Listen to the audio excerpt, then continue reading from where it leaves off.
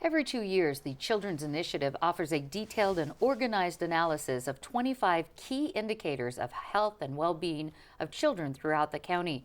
But it goes beyond metrics. The report also reveals why the findings are important and recommends practices to improve each problem.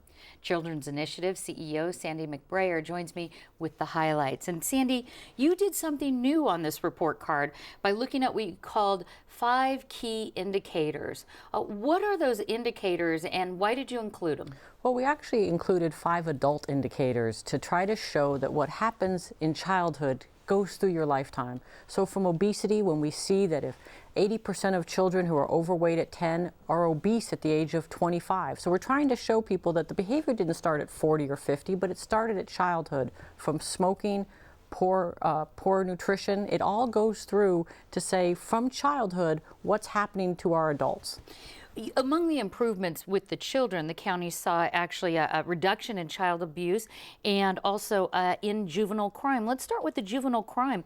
What specifically has changed there? What's changed is we're taking our lowest level offenders and saying, let's not take them to juvenile hall where we know if they enter the hall, they're more likely to come back, but let's actually work with our community and our parents. So our police departments are doing more juvenile diversion, taking those low-level offenders, shoplifters, working with community-based organizations and the families to say, let's solve this at a community level and not at a court level, which saves money and puts the child on the right track. And reciprocity, correct? Correct. Because they do come back more often once they're in the system. Once they're in the system, and so let's not let them go through the door. What about when it comes to child abuse? Is there anything that tells us why there are fewer confirmed child abuse cases? Yes, because our county has really taken a policy change, and they're saying, how do we support families? Let's not always look at punishment, but let's look at support. So the County of San Diego HHSA, Health and Human Services, actually have family strengthening units where they come out and do an assessment to say, maybe you need help with your rent, and let's connect you to rent assistance. Maybe you need nutrition. Let's get you on our nutrition assistance program. But not just say you're a bad parent. Let's give you the tools to make you a better parent so we don't have to come back. And you saw some results of that here.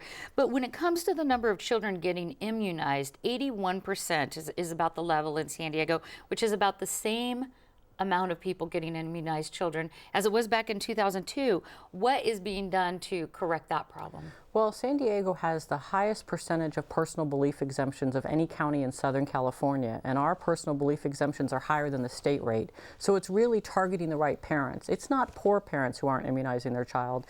It's the middle and upper middle class parents where we actually have to have physician-led conversations. So the American Academy of Pediatrics and Children's Hospital have taken this on to say, let's go out to where the parents aren't immunized their child and tell them about the safety of immunization.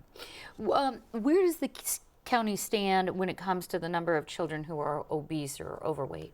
We're actually maintaining, which is great, considering our current economic status, but it's not good. So what we want to do is continue to say to parents, your behaviors are being watched. So how do we get more parents active, eating more nutritious food, getting them out into the community, that our children will follow suit? How do we make sure that we have safe playgrounds and safe rec centers for young people, even at night, so they can stay engaged? And how is the city addressing, is the city and are there organizations addressing Certainly. this? In fact, First 5 is actually looking in our most southern region to get more park space, to get more places for children to get engaged in outside activities. Obviously, our sports leagues and our recreation leagues, even our libraries are getting involved in how do we get kids more fit? How do we teach parents about health and nutrition? How does this report card, how can it be used? I know we've talked a little bit about it, but in general to address these negative health trends like we've seen, even some that we haven't covered.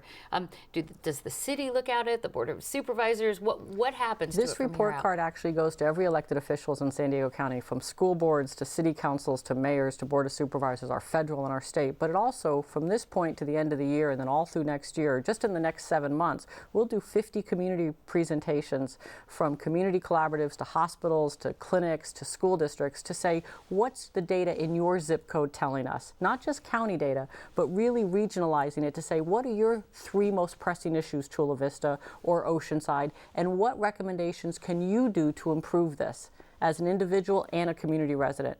So not county data, but their own data from their own regions. Well, we have a lot more about this and the actual report card on our website, kpbs.org. Sandy McBrayer, thank you so much. Thank you.